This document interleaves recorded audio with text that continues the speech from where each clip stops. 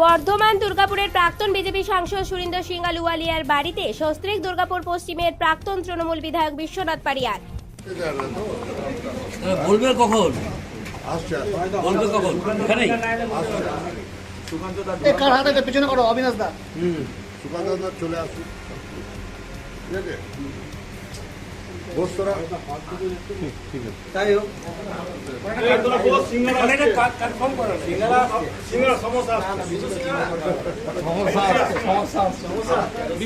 প্রাক্তন তৃণমূল বিধায়কের সাথে বিজেপির প্রাক্তন সাংসদের বাড়িতে আসেন দুর্গাপুর ৩ নম্বর ব্লকের তৃণমূলের মহিলা কংগ্রেসের প্রাক্তন সভাপতি নীরেশ শর্মাও।